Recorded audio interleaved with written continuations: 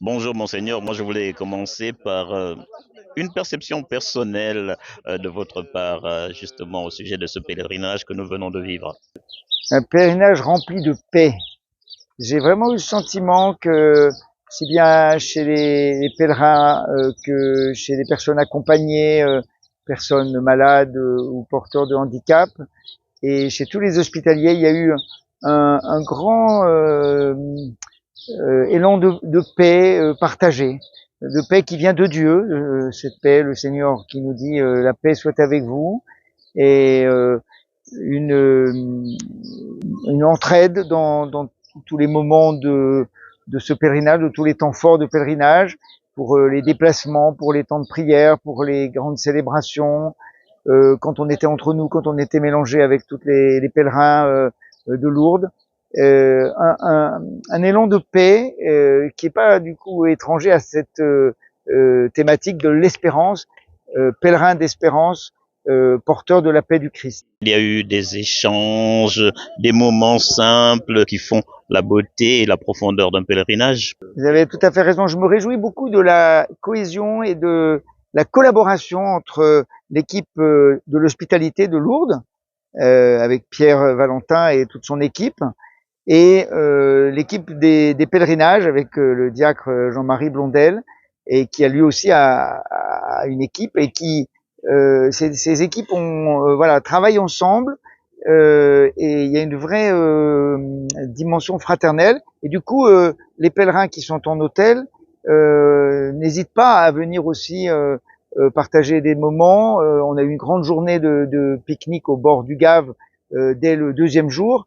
Ça a soudé aussi, les gens ont pu nouer des relations. J'ai eu beaucoup de témoignages, d'échanges en profondeur, de gens qui se sont rencontrés, qui se sont découverts, qui ont porté du coup les fardeaux les uns des autres, comme dit l'Épître aux Galates, et devant le Seigneur. On était vraiment un peuple qui vient un peu à la source, à l'école de Bernadette et tout près de Marie. Il faut qu'il y ait du monde qui vienne au pèlerinage, car c'est le pèlerinage du diocèse qu'il est important de rappeler.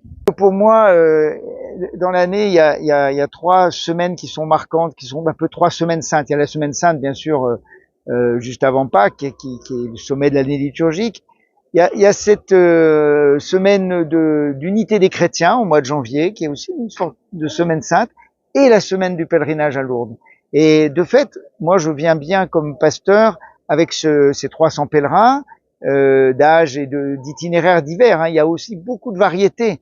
Quelquefois, on a une image un petit peu stéréotypée des pèlerins de Lourdes. Pas du tout. Il y a des jeunes, des moins jeunes, il y a des croyants enracinés dans la foi, d'autres qui découvrent, des personnes non baptisées, il y a des amis qui s'appellent les uns les autres. Et du coup, je viens vraiment habité par le désir de présenter au Seigneur par Marie notre diocèse tout entier, lui demander aussi que nous puissions chacun répondre à l'appel que le Seigneur nous adresse, que la jeunesse entende l'appel à se donner, que les personnes malades qui portent des lourds fardeaux, les personnes qui ont des gros fardeaux physiquement mais aussi quelquefois moralement, puissent vraiment se sentir portés par les frères et sœurs d'une église où on se soutient les uns les autres, et on vient ensemble demander à Dieu la force, la grâce, l'espérance, un nouveau départ.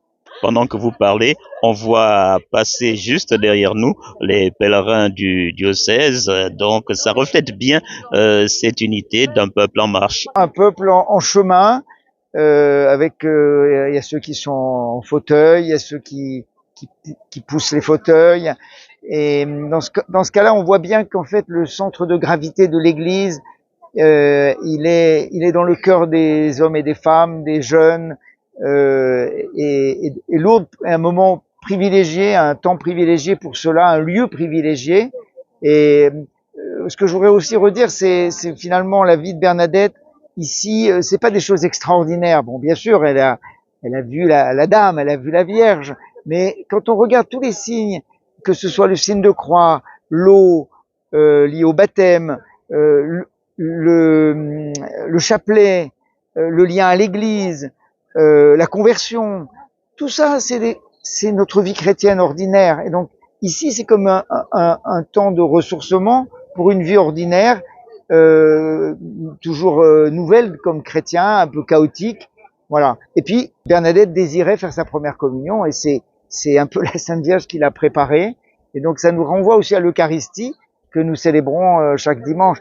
Donc, aussi bien pour les paroisses, pour les mouvements, pour la diversité ici de ceux qui sont venus, reflète un peu la diversité du diocèse. Venir à Lourdes, c'est bien, mais ce n'est qu'une étape, car il faut aller partager ce qui a été reçu vers d'autres personnes et d'autres membres du diocèse. Moi, j'invite dans les paroisses à demander aux pèlerins qui sont allés, même s'ils sont une petite poignée, même s'il y en a qu'un, qu'ils racontent son pèlerinage, qu'ils disent voilà ce que j'ai reçu et que je vous partage. Prière, la prière ici, elle est partagée pour avancer dans l'espérance.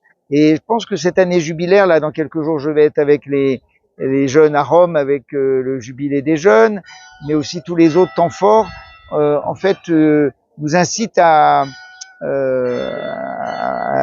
joie et à la confiance. Le Seigneur est bon et voilà, éternel est son amour, on l'a chanté tout à l'heure. Donc je vous invite de rendre grâce avec moi.